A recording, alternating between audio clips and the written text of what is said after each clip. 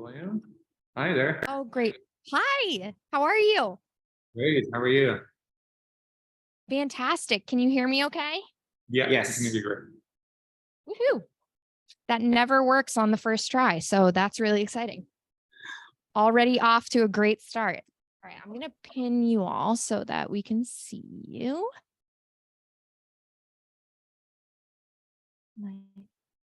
There we go. Hello. How's it going? Great. How are you? We're good. We're good. I can't tell if I already asked you that. I'm just so excited. All right. So to our crowd first, to introduce you both, I'm super excited to talk to these lovely gentlemen from 7 Stars Resort and Spa in Turks and Caicos. And from your background, I can tell I already want to visit. So this is Robin Janse. Are you the director of food and beverage? Is that correct? Right. Okay, fabulous. And then Chef Edwin, is it Gallardo? Yes. Fabulous and perfect. And you are the executive chef at 7 Stars Resort. Yes. Awesome. So can you start off by maybe just telling us a little bit about 7 Stars and then maybe we can rotate between both of your backgrounds as well and how you came to be at your respective positions there? For sure.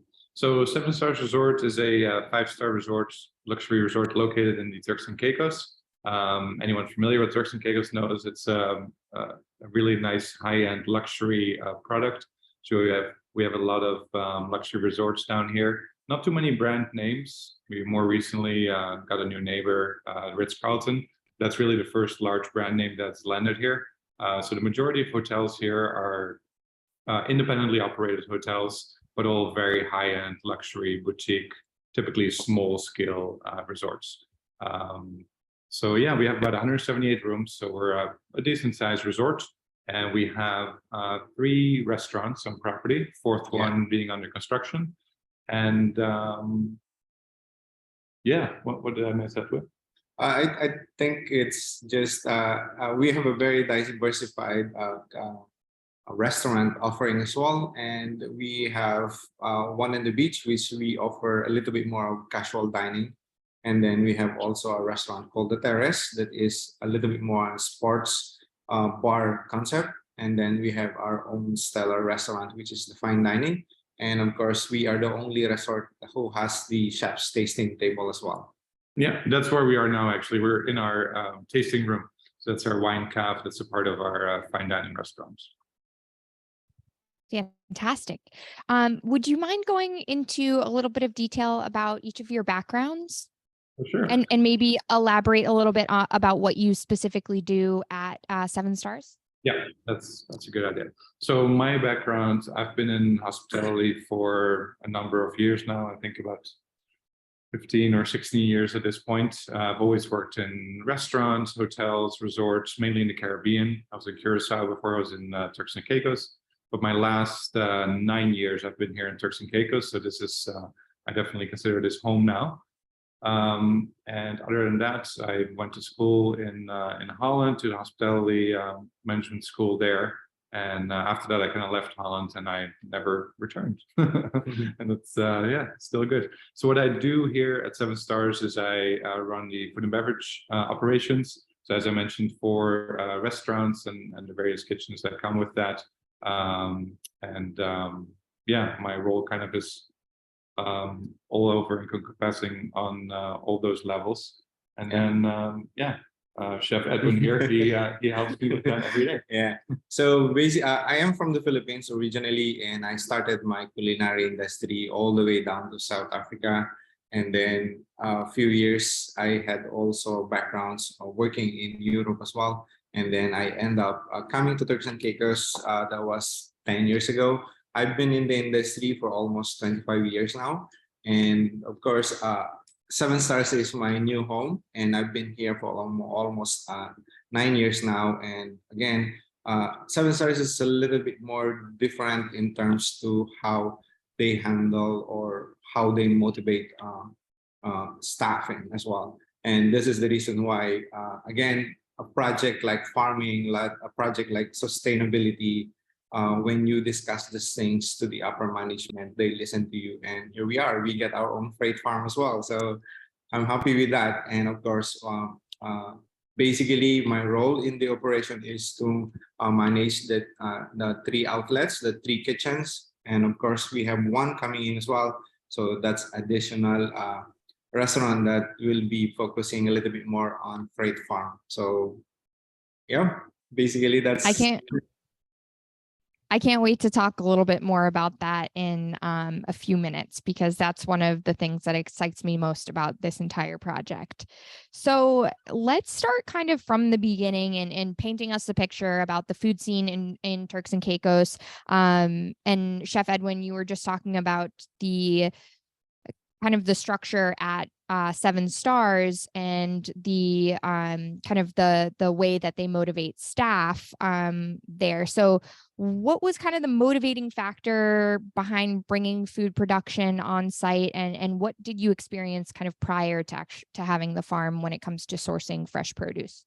okay. I started with a small rooftop garden, a traditional farming, and this is like an initiative that we have done before and after pandemic as well, and it became a little bit more productive with regards to what our supplies, especially the things that we bought outside Turks and Caicos, is again, like I would like to have an example of a basil.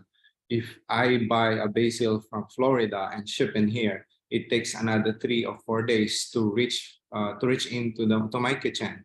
And then by the time I receive the basil, I only get at least about 40% yield, and the rest is like it going into the garbage. And again, it's something that really give us an idea of, again, if farming could be a great source to get our food costs a little bit more into manageable percentage. So yeah. So again, when I discussed these things to Robin, I showed to everybody that we can do something better than 100%. They really, really support me on our traditional farming.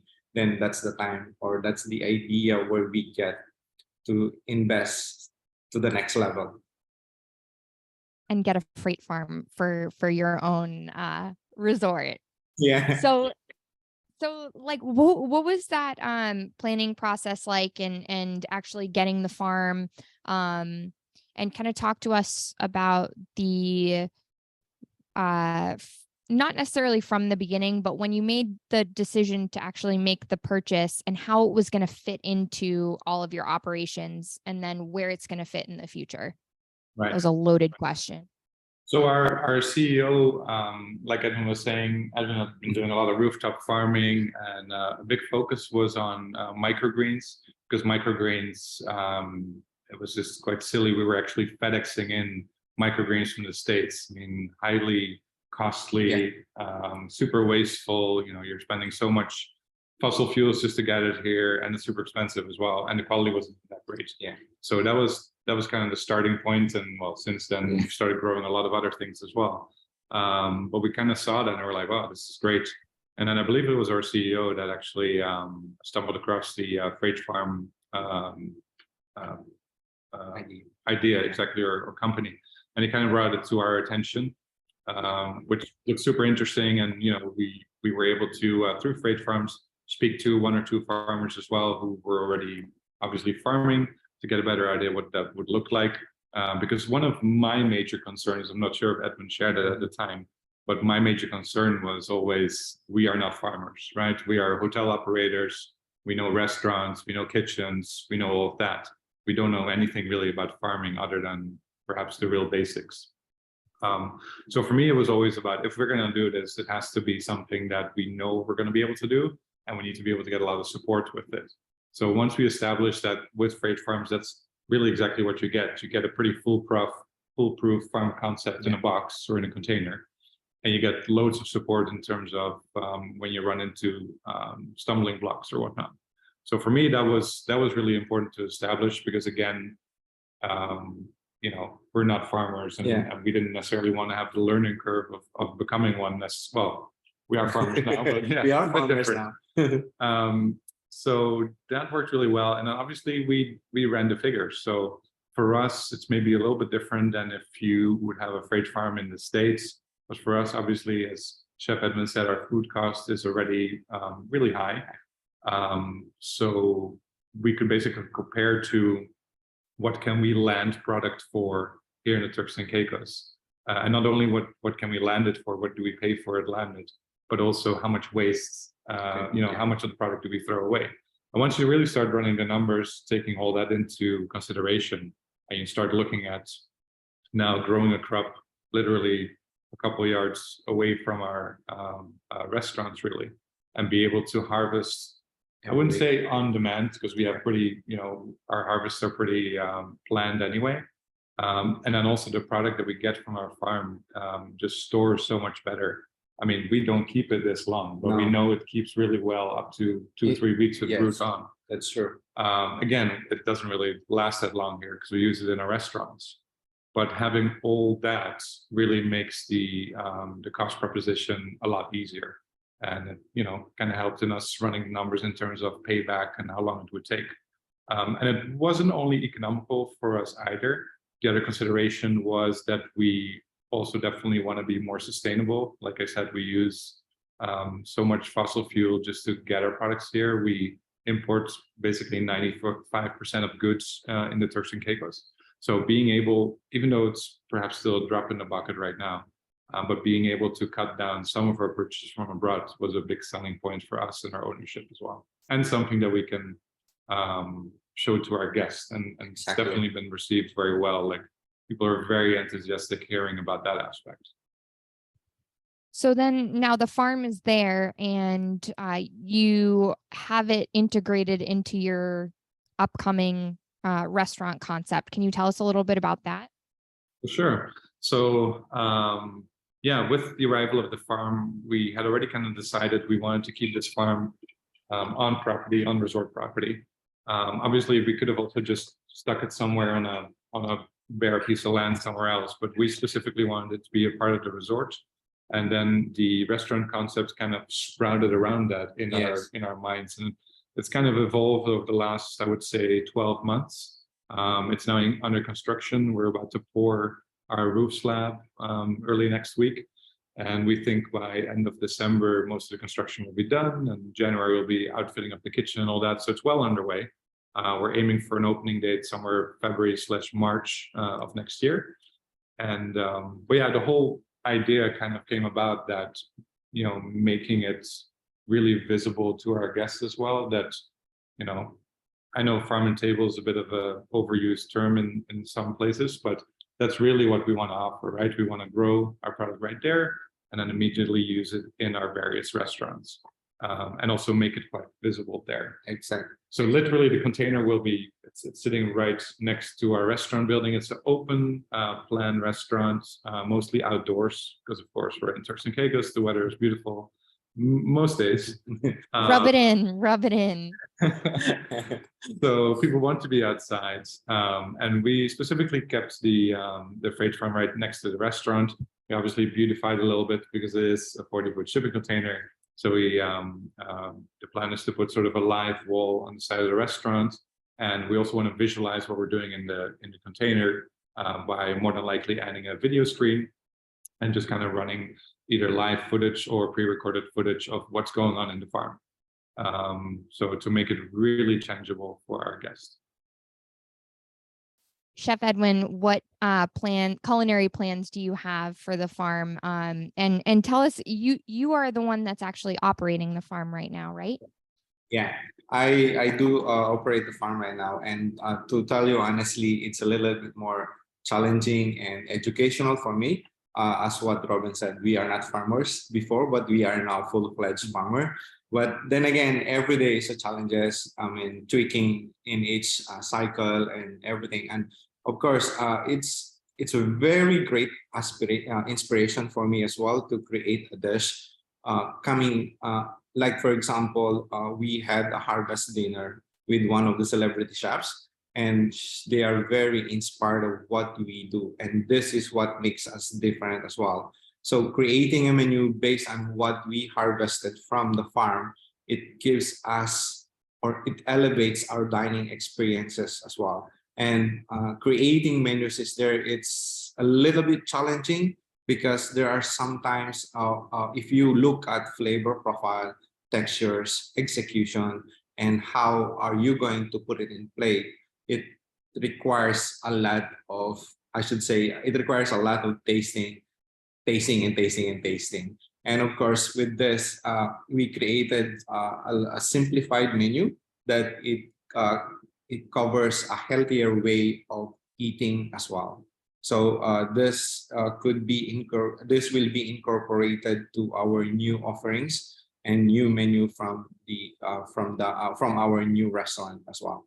So again, from plant-based cooking to a healthier way of cooking as well. And this elevates the dining experience.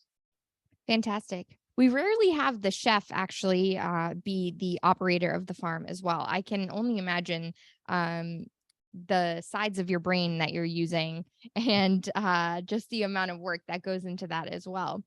So tell us exactly what are you growing right now? I'm growing a lot. I'll tell you honestly, but I'm happy doing things. I'm growing kale. I'm growing two types of kale: the red Russian kale and the regular kale. And then I grow green leaf, summer crepes, oak leaf, romaines. I'm growing two kinds of romaine, and one is the Monte Carlo, and one of them is the chicharita as well. I'm growing arugula as well, and I started cloning mint as well. And again, it's very successful, and it really gives me a lot of output. And of course, again, one panel gives me at least 6 pounds of mint, and that 6 pounds of mint is again, it's ready for one of our bar in the restaurant, which is called the Terrace, because they consume a lot of mint, and that will last them for 3 days. Are they using it in cocktails and beverages? Yes, they do use that in cocktails. Okay, great. Oh, it is very popular here. So we're able to, I think right now, because we're like at Chef Edwin said, we're growing a lot of variety right now. The idea is that down the road, we are going to eliminate some of the things that we're growing right now and really focus on efficiency. But right now, we're still in the phase where we want to try out various crops and really see what works well in the operation, what flavor profiles do we like. And then eventually we'll kind of narrow it down and probably have a few crops that we do in larger quantities to really sustain our operations. I'm curious, what do you think of the arugula in particular? Well, for me, it grows pretty quick, and it gives me at least 4 trimmings.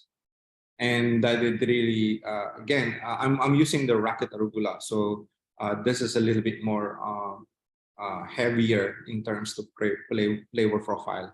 But at the end, again, we're still also adding different varieties of arugula because there are so many challenges with regards to the seed. I've been using Kitasawa Genesis. Even they give you the correct germination rates, but when you started growing them, it doesn't really give you the correct percentage. But again, trial and error. We're still in the stage where we are trying to look or find a good source for certain species or certain varieties of lettuces. So. And this is just my own curiosity too, when you say that it has more just like not the flavor that you're used to necessarily, does it just have more flavor or? Yeah, it has more flavor, and again, if it's really more flavor, then you're using it lesser. For example, normally regular lettuce from the grocery, I use at least again with 10 grams, but now I'm only using 2 grams. So that is a big difference as well. Yeah, it's super peppery. Whenever I'm in the farm, I always like to steal a little sprig off the panel because it's super nice. It can sometimes clear your sinuses a little bit. Yes, it sure does. And most of our clientele as well request it on their pizza, and it really, again, it gives a different flavor profile on everything. Fantastic. So in addition to adding this to adding the farm for your restaurants and your new restaurant concept, you have plans to also bring the produce to like in more of a grab and go form. Is that right? Yes. So right now, based on my harvest yield, for example, yesterday I harvested my 6 panels of romaine, and that gives me at least 12 cases of romaine. So within the 12 cases, the three outlets that I have, they only request 2 cases each. And of course, the extra or the surplus could be designed to be in a retail format where, again, private chefs are calling me, the other individual or independent restaurants are calling me as well. The yacht club also calls me if I still have spare. Again, if I have spare and if I have enough inventory to rotate on the 3 restaurants. Again, this is where the idea where we really need to focus on getting that market as well, because again, it's a huge market here in Turks and Caicos Islands. For sure. And I believe there was a motivation to be the first to do this, correct? It's always good to be the first at something, right? Yeah. I mean, I in Turks and agree. Caicos, our product is super competitive, right? We are all in high-end, ultra luxury sector, you know, competing at a really high level. You know, average room rates are really high. So what we try to do, and in the years that I've been with Seven Stars, pretty much every year we've had a major project, and the ownership is very much investing money back into the company, which is great. So what we try to do with that is we try to identify things how we can really set ourselves apart. So like I said, the wine room that we're sitting in now, we did this about 3 years ago, and now we have probably the largest wine collection, at least in Turks and Caicos, for a restaurant, that is. Within the Caribbean, there's some that are larger than us, but it's pretty impressive based on what we can get here. We do some of our own importing as well. So that was a unique selling point for our wine room. It's very similar with the farm, you know, it's something else that we can show to our guests that we're doing differently than all the other hotels. And what we see in our segment of ultra luxury is that guests are really, you know, there's so much competition out there because the entire Caribbean has been reopened. A lot of properties have taken the time while they were closed or partially closed to reinvest a lot of money into their product and properties. So, you know, the competition is definitely on. So we have to find ways of really defining our product and showing what we're doing differently. And this is, again, another way how we're able to do so. What are the reactions of guests, other staff, and obviously you're supporting other restaurants and other places? What are people saying about it? There's a lot of buzz. Yeah. Like we actually get more requests for people wanting to see the farm than we accommodate, because of course it is a working farm, and we try to minimize the amount of people that we kind of bring through there, because it's a food production facility for us, really, as well. An extension of chef's kitchens. So we're a bit protective of that, I think for good reason. But it only goes to show, you know, the amount of demand. People want to see it.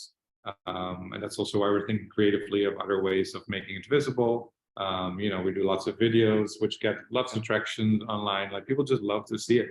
And the people that we did take on tours are all really raving about it. And, you know, they just totally love the idea that we're growing it right here and then serving it on your plate, you know, right next door at the restaurant. People really connect with that. You know, farming is not huge in Turks and Caicos. There's some traditional farming on our neighboring island, North Caicos, which is a lot more, it's a bit more rain over there, a bit more, the soil's a bit better for that. Down here, it's all pretty chalky, and you have to do a lot of work for traditional farming. So we're kind of showing, you know, what we can do with this more high-tech form of farming. And yeah, there's a lot of people who are interested in that. And to give another example, inflation, of course, in the US, you've seen it yourself. Obviously, whatever goes up in the US is going to double or triple by the time it gets down here. So, I mean, we've had some romaine that went viral because there was a 3-pack of romaine in our $17. Yeah, for $17. How much? $17 for 3-pack of romaine heart. Which is just nuts and super unsustainable. So it only goes to show us that there's such a big market. And right now, like I said, we're only making a little splash in a puddle with what we do, but there's obviously a potential for scaling this. So we're already looking at that option, and also being able to expand and be able to sell to retail, be able to sell direct to consumer, and be able to sell to other restaurants and private chefs as well. So there's huge potential for that. Yeah. I would like to give an example as well. One of our owners as well here, she doesn't eat lettuce, anything that has been brought into the Turks and Caicos. And then when I had a tour with them, and then at that night, they ordered a mixed green salad in our the deck restaurant, and she fell in love with it. And this is the reason why, again, creating a different dining experience, making them going back to eating salads again, although it's a little bit challenging for them before to taste it. But again, when she started picking up leaves from the garden, then she just literally fall in love with it. So again, that is something that we really wanted to let everybody experience as well. That is a great metric for success, for sure. Yeah. All right. Well, I would love to open it up to questions. I don't know how much you can see about the audience, but we have a great group of people here, and I'm sure that they want to ask you some questions. Yeah. Shoot. Right, here we go. So I've got a question for each of you, and I wanted to start with Chef Edwin. So hopefully there's room for some sinigang and pansit on Turks and Caicos as well. But with that being said, is there a crop or a product in mind specifically for your fine dining side that you want to try or incorporate? Is there something like that's really caught your eye that you want to change or bring to Turks and Caicos? All right. So basically, there are 2 things that I'm trying to grow now, which is the green shiso and the red rambo radish. So these are the 2 things that I really wanted to incorporate to the tasting room specifically. And the other one is growing our own variety of the chives. I got a seed from Japan as well. This is a chive that when it sprouts, it turns yellow as well. And again, it's a different variety of chives that I really wanted to do for the tasting room specifically because again, it's very challenging for me to create a massive production for certain things that I haven't tested yet. So majority, the green sisio and the red rambo radish, those are the things that I already been tested. And I'm sure moving forward for our next season, because we change our tasting menu at least every month. So that is something that I really wanted to introduce as well. Excellent. And then my next question is, when you started made the commitment to Freight Farms and, had the container ordered, one of the things that we've discussed a lot here today is just the regulation side. So with Turks and Caicos being a British overseas territory, was there any pushback on the local government side, or were they just as, receptive to the idea as your competitors and colleagues? No, I think they're very, very supportive. Actually, they give us, should call this one, tax exemption or agriculture. Robin can discuss that a little bit more. Exactly, yeah. Yeah, we worked with the Department of Agriculture here from the get-go when we started looking at the farm. And we looked at the taxation code. Actually, under most things imported in Turks and Caicos are about 40% import tax on top of what we buy from the States. So by the time you land it, roughly whatever you buy it for in the US times 1.5 is roughly what you land it for. So it makes things really expensive.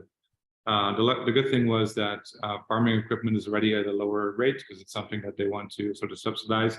and we were able to get it actually completely tax-free because they started recently.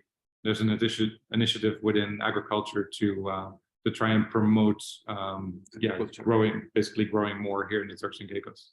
Right. Thank you very much. Welcome. Next up. Yeah. Hi there. I wanted to thank you guys for sharing your experience. I've been talking to some restaurants in the Chicago area and some larger type facilities. And what I found is that a lot of restaurants are very busy doing what they do. And the reluctance of running a farm is significant. But perhaps if I were to run a farm for them, did you guys go through that thought process yourself? And how did you come about the decision to run it on your own?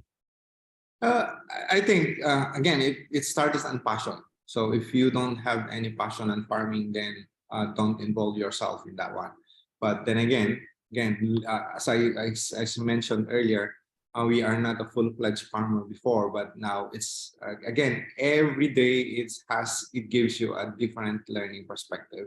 But to generalize it, I think Robin can answer that too as well. Yeah, I mean, to add to that, I will say that without Edwin, we would not have a freight farm because Edwin's been really instrumental. He's very passionate about cooking, but also obviously about farming and just growing, and that's something that you've developed over the years. So, like I said, I was a big skeptic when it was first floated to us, or not a skeptic, but I asked a lot of questions, right? So I wanted to make sure that this is something we can really do. Not having the farming background, more so for me, less so for you. Yeah, we really wanted to make sure that that is something that we are comfortable running, and we definitely are. And the way we're setting it up right now, Chef Edwin is super involved still, but the idea is that eventually we have somebody who really runs it full time. Yeah. And Chef is more, planning crops and deciding what he wants to have for his restaurant. The actual physical labor, which is super trainable. We actually have one of our chefs right now who's been trained on that, and he already does a lot of the work in the farm. But what you're saying about restaurants not wanting to run their own farm, I mean, it's true. I was the same question I had, like, why are we branching out in something where we don't necessarily have a lot of expertise in? But for us, definitely the pros outweigh the cons. Plus, there's not any other freight farmers in Turks and Caicos that we could look at. If somebody else would have brought this concept before us, then potentially we would have just been buying from them. But yeah, we were the first in the country, so we had to do it ourselves. Yeah, well, kudos to you for taking the initiative to do that. So my next question is the specific resort that I've been talking with goes through about 1,000 heads of butterleaf lettuce a week. And I guess my concern is for a high-end restaurant, because it very much is so. It's a high-end resort. Wouldn't it be better to have more variety? I mean, I think they're used to doing things the way they're used to doing things, but as a super high-end culinary type restaurant, how would I go about encouraging the chef to start exploring with the chives and other opportunities to mix flavors and the mints and the bar and that sort of thing? Well, I think getting your foot in the door with a major crop like butterhead would be a great foot in the door. And then, start throwing some samples at them of different things, other things you're doing. Yeah. I mean, that's honestly how it works a lot of times. Like you said, sometimes chefs are just like, we kind of do what we do. I can just call Cisco and order what I want, and they might look at this the same way. And you kind of need to, sometimes you may need to introduce them as well to some new things. Yeah, honestly, again, I when I first tasted the first crop that we had from the freight farm, it blew me away. Again, these are giving you the best flavors that you can get, the crispiness of every lettuces that you can get. Again, if you are passionate about food, if you are passionate about your palate, again, this makes you a big difference as well. And again, sampling is the best way to go. And I also started this when I started this with the private chef, one of my culinary team members of the team TCI. I asked him to taste it, and then after a week, he kept begging me to give me to supply to him. And again, sampling is the best way. Yeah, you can never go wrong for that. And I will add one more thing. From a supply point of view, it's fantastic if somebody wants to buy a lot of the same thing, because it's a lot easier to grow a lot of the same variety in your container than having to do a lot of variety. So yeah.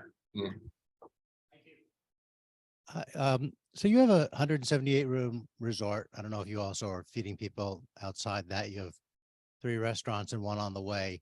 Yes. How does the production in one freight compare to your needs? Like, can you meet all of your needs for lettuce and herbs and greens? Do you have more that you need to sell elsewhere? Like, Okay, it comes again to proper planning as well. Of course, the way how I do my cycle is based on the consumption of the 3 restaurant, and those numbers will be added into my to my calendar in terms of planning. Like for example, if this week I harvested romaine, next week I will be harvesting butterhead lettuce, and the other week I'll be harvesting iceberg lettuce. So it depends on the numbers that the 3 outlets has been consuming, and of course with the extra additional the surplus lettuces, this is given to have us making our own type of mixed green lettuce as well, because each restaurant for me, I have a different concoction with regards to lettuce. And these lettuces are just the what you call your trimmings. Like for example, if you trim the butterhead, there are 2 or 3 leaves that cannot be used, then I could mix it into my mixed greens as well. Same thing with the arugula. So like for the terrace, I'm mixing a little bit more of oak leaf, summercress, and chicharito romaine, and a little bit more of the spicy mix microgreens. So that's their mixed green lettuce. And of course, from the fine dining, it's a little bit more elevated. This is where I use the red Russian kale, a mix of the heart of the butterhead lettuce, and sometimes I use the Monte Carlo, and sometimes I use also the red oak leaf as well. So it depends on how the operation needs, and you just need to properly plan on what is the daily consumption for the restaurants. Yeah, and sorry to add to that, we do see right now with the varieties that we grow, we've replaced about 50% of our purchases. Yeah. So before we would buy about 50% of that more of those varieties. And as I said earlier, right now we're still doing a lot of variety in our container. The idea is to go down to probably eventually 4 lettuce types and a variety of herbs and a lot of different microgreens, just to create more efficiency. The idea is definitely go to 100% on the varieties that we grow, and there will likely always be some things that we continue purchasing just because of cost effectiveness, like certain things like iceberg, for instance. Like it's pretty tough to produce that cheaper than you can purchase. Now, and also with time, we are looking at the possibility of adding at least 1 more container, 1 more freight farm to our operation to be 100% sustainable, and also to have some additional products that we can then sell direct to consumer or to our private chef vendors as well. So we definitely see opportunities there. We received our farm, we started growing in March, yeah. So we've been at it a few months now. The idea is really that by sort of 1st into 2nd quarter of next year, we want to start focusing more on efficiency and choose what crops we want to do. Right now, it's still very experimental for us, just trying lots of different things. Yeah, because again, even if you have done 2 sequence of growing romaine, on your 3rd cycle, there's still changes because of challenges of the EC and pH and nutritional imbalances. So those are the factors that we are trying to look at and make a better planning in terms to what crops are we going to grow as well. Fantastic. I think we have, oh, there we go. Okay, 1 more. I'm just wondering how much time you spend in the farm. For me, I started at the farm going in at 8 o'clock in the morning, and then my other staff coming in at 11, and then I'm leaving the farm around 12:30, and then I live in close to the farm as well. And of course, in between hours as well, I go inside to the farm probably about 6 or 8 hours a day. But then again, in a chef's world, hours is not being counted. So basically, if you're working 16 hours a day, again, that's being normal for us as a culinarians. Any more? I know Emma has one she wants to ask, but I want to put it out to anyone else before we do that. Good. All right, go for it. So for a lot of these farmers or future farmers in the room who are hoping to approach chefs or even sell direct to consumer, what tips would you give them for approaching chefs and restaurants to get their foot in the door if the chef won't really give them the time of the day? I think just give them a sample give them a variety of samples. Like for me, I love samples. I mean, I love to experiment things. So again, it doesn't matter how much quantity you got, as long as you can create one recipe for one sample, then go for it. It doesn't count how much you're gonna give them, or make sure that when you give sample, make sure that they have enough to create one recipe or one yield for one recipe. Yeah, I agree. I think seeing and tasting is believing. You know, anyone coming through the door and saying they're doing a fantastic lettuce and whatnot, you know, for chefs, I think a lot of times it's also about convenience, and particularly nowadays with, you know, the solutions that a lot of the larger wholesalers offer you. You know, you can do all your ordering online, you can automate things. There's so many great tools. So you kind of have to, you know, say, okay, this is going to be less convenient because you're gonna add another vendor to the mix. But look at the quality of this product. And I think, like Chef said, walking through the door with a box of a bit of a variety and saying, hey, this is for you. I want you to just try this out. Let me know what you think.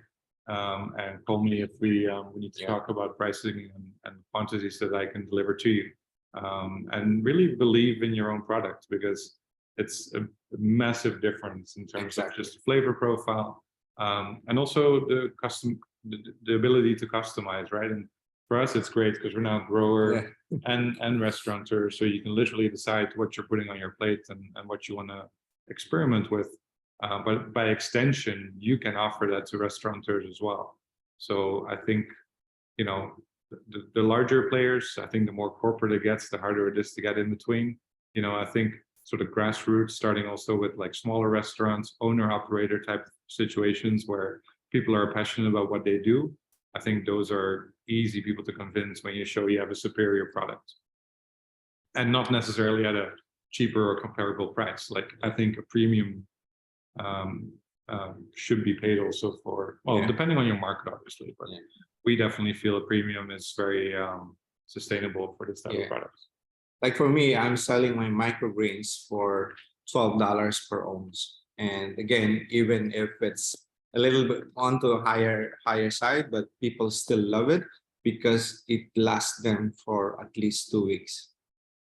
And of course, when I sell my romaine lettuce as well to private chef, I charge them $12 per head.